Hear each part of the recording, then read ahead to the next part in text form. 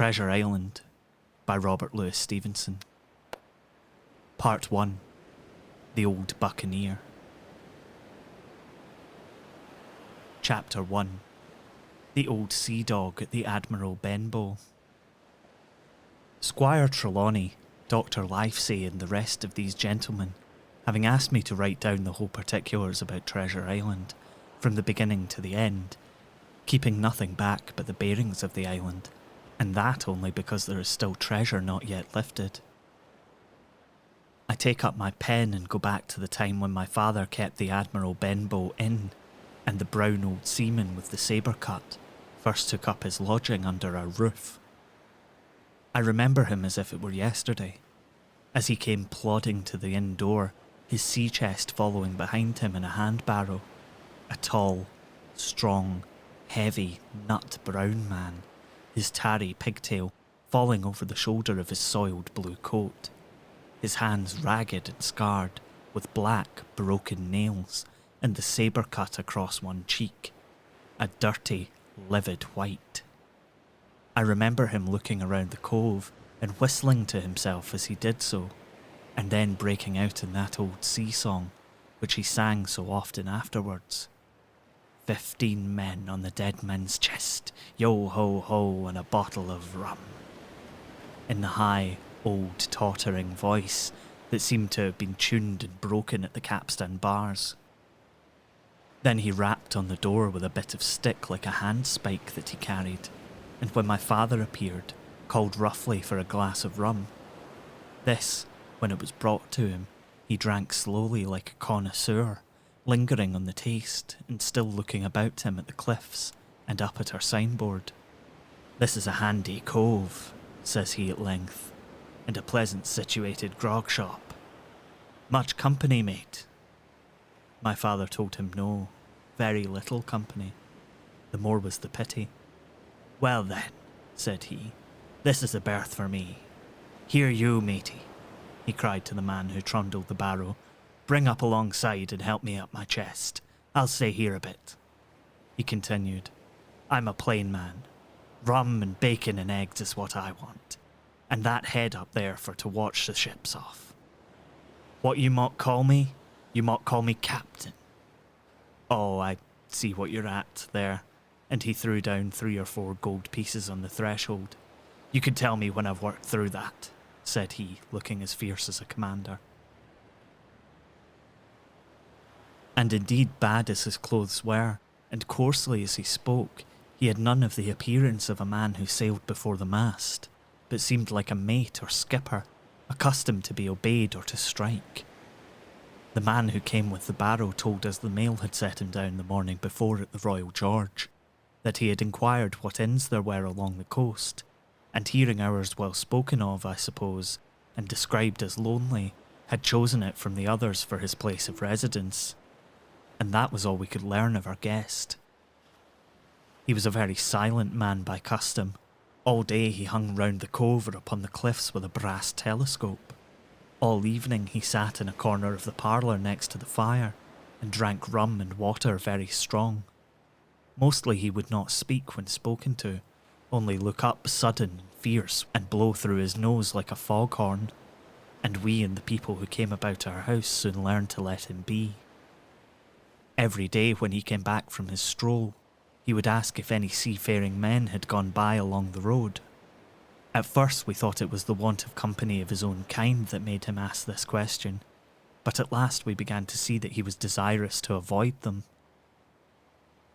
When a seaman did put up at the Admiral Benbow, as now and then some did making by the coast road for Bristol, he would look in at him through the curtained door before he entered the parlour, and he was always sure to be silent as a mouse when any such was present. For me at least, there was no secret about the matter, for I was, in a way, a sharer in his alarms. He had taken me aside one day and promised me a silver 4penny on the 1st of every month if I would only keep my weather eye open for a seafaring man with one leg, and let him know the minute he appeared. Often enough, when the 1st of the month came round and I applied to him for my wage, he would only blow through his nose at me and stare me down, but before the week was out, he was sure to think better of it, bring me my 4penny piece, and repeat his orders to look out for the seafaring man with one leg. On stormy nights when the wind shook the four corners of the house and the surf roared along the cove and up the cliffs, I would see him in 1,000 forms and with 1,000 diabolical expressions. Now the leg would be cut off at the knee, now at the hip. Now he was a monstrous kind of creature who had never had but the one leg, and that in the middle of his body. To see him leap and run and pursue me over hedge and ditch was the worst of nightmares, and altogether I paid pretty dear for my monthly fourpenny piece in the shape of these abominable fancies. But though I was so terrified by the idea of the seafaring man with one leg, I was far less afraid of the captain himself than anybody else who knew him. There were nights when he took a good deal more rum and water than his head would carry. Then he would sometimes sit and sing his wicked, old, wild sea songs, minding nobody, but sometimes he would call for glasses round and force all the trembling company to listen to his stories or bear a chorus to his singing. Often I have heard the house shaking with yo-ho-ho and a bottle of rum, all these neighbours joining in for dear life, with the fear of death upon them, and each singing louder than the other to avoid remark. For in these fits he was the most overriding companion ever known.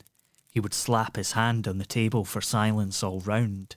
He would fly up in a passion of anger at a question, or sometimes because none was put, and so he judged the company was not following his story, nor would he allow anyone to leave the inn till he had drunk himself sleepy and reeled off to bed.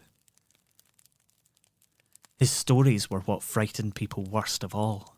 Dreadful stories they were, about hanging and walking the plank, and storms at sea, and the dry Tortugas, and wild deeds in places on the Spanish Main. By his own account he must have lived his life among some of the wickedest men that God ever allowed upon the sea. And the language in which he told these stories shocked our plain country people almost as much as the crimes that he described. My father was always saying that the inn would be ruined, for people would soon cease coming there to be tyrannised over and put down, and sent shivering to their beds. But I really believe his presence did us good. People were frightened at the time, but on looking back they rather liked it. It was a fine excitement in a quiet country life, and there was even a party of the younger men who pretended to admire him, calling him a true sea dog and a real old salt, and such like names, saying there was the sort of man that made England terrible at sea. In one way, indeed, he bade fair ruin to us, for he kept on staying week after week, and at last month after month, so that all the money had been long exhausted, and still my father never plucked up the heart to insist on having more. If ever he mentioned it, the captain blew through his nose so loudly that you might say he roared, and stared my poor father out of the room.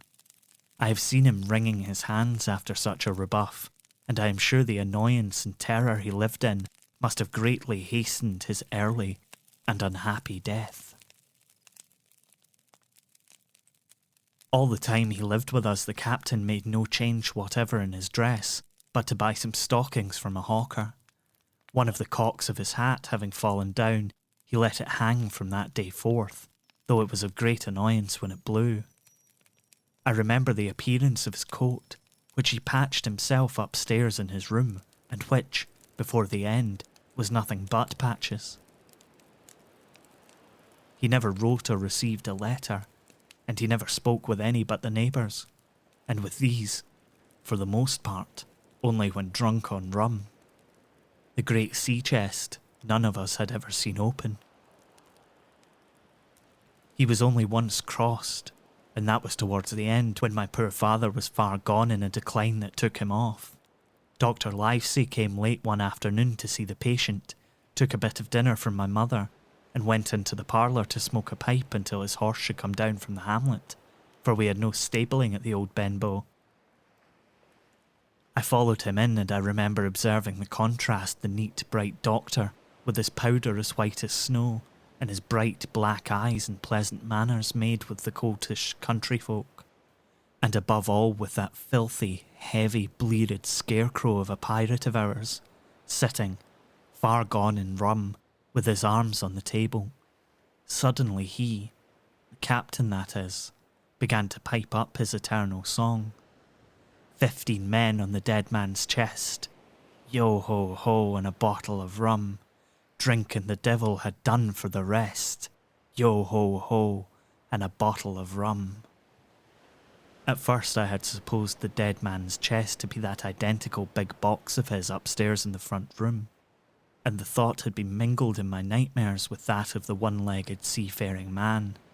But by the time we had all ceased to pay any particular notice to the song, it was new that night.